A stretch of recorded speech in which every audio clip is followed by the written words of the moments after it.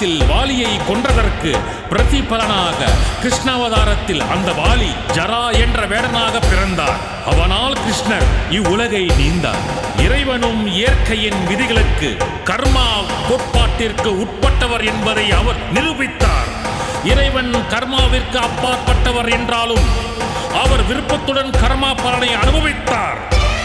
கர்மா கர்மா விடுவதில்லை, கர்மா நிழல் போல் உண்மை தொடருவதே கர்மா.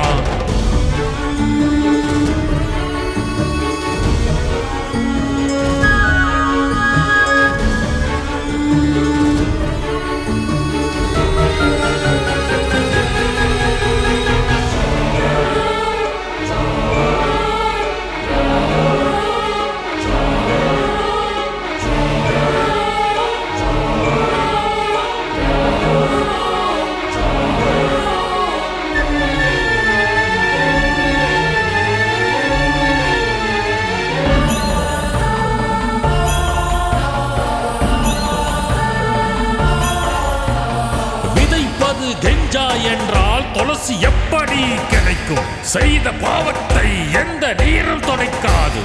கர்மா யாருக்கும் சொந்தமும் இல்லை, எதிரியும் இல்லை. பயணிக்கும் பாதையில் உன் இருளை உனக்கு காட்டுவதே கர்மா. உன் மனசாட்சியை கண்ணாடி போல் காட்டுவதே கர்மா. உன் வாழ்க்கையில் நடக்கும் அத்தனைக்கும் நீயே பொறுப்பு என்று உணர்வாய்.